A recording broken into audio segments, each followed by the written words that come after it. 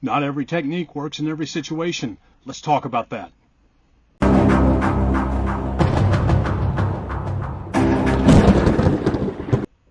Welcome to the Patriot Training YouTube channel. My name is Clay Howell. I am the owner and head firearms instructor at Patriot Training. The topic of this video is the fact that not every technique will work in every situation. Some time back, I was on a church security team, and somebody asked me a question about somebody who had to be removed from church. And this individual asked and said, this technique that you taught us a few weeks back wouldn't have worked.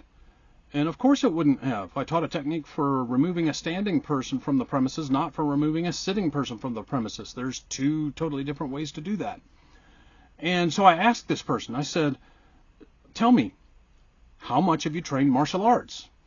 And I could see the gleam in the eyes. And this person thought for a split second that they might tell me a lie. I could see it go across their face. They thought about saying that they had trained a lot, but they knew I would ask more questions. And so I could see it sweep across their face right after that. No, I don't think I'll tell them a lie. I think I'll tell them the truth. And so this person said, well, I haven't. I said, I know. That's how come I asked you the question, is because I knew that. You see, in the martial arts, nobody ever pretends that any one technique just works 100% of the time without failure. Nothing could be further from the truth. For example, when I am standing at a little more than arm's reach from a person, a rear naked choke is not the right technique to use. I might want to use that when we're in a grappling situation and I have my opponent's back. By the same token, there are, if I'm on my opponent's back and sinking in a rear naked choke, that is not the correct time for a roundhouse kick. I might want to do that while standing. And there's 1,000 other examples. We won't go into too much detail on that because it would be a super long video, but you get the point. Not every technique works in every situation. So, what does this have to do with firearms? Well, at Patriot Training, we teach the high ready as a standard. It's not the end-all be-all. No position is. We also teach the low ready. We teach the position Sul in pistol classes and several others as well. And the reason we teach these different gun positions is because there are different circumstances, my friends. For example, moving in a high ready works in a lot of situations. If I've got my gun out and I'm moving in a high ready, that can work in a number of situations. Very useful technique. However, if I were on the bottom floor of a building and in floors above me there were innocent people, a high ready may not be the perfect choice. May not be.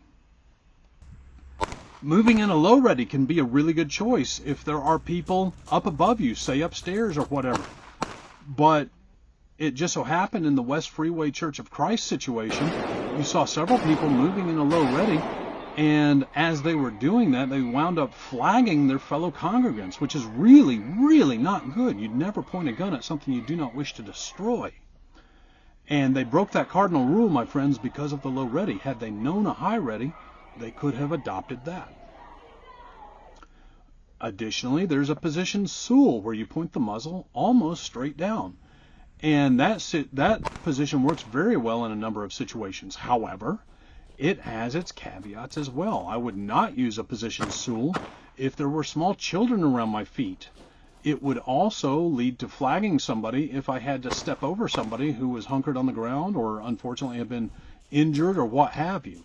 In the recent Nashville Covenant school shooting, a couple of the officers had to step over persons who were injured or worse, some casualties there. They had to step over them, and had they done so with the muzzle down, it would have been a really bad situation because they would have been pointing at something they do not wish to destroy. So position Sul is good, and it has its uses, and it also has its limitations. Every position does. There are other positions as well, my friends, so you need to learn as many as you can. You need to have as many tools in your toolbox as possible. And if anybody says, I don't teach this or I don't teach that, well, you got to figure out why, and it may just be that they have a penchant for that or what have you. A good friend of mine likes to teach people a high compress ready, And for him that works because he teaches almost exclusively police officers, and if a police officer muzzles somebody inadvertently while moving to a threat, they are covered under qualified immunity.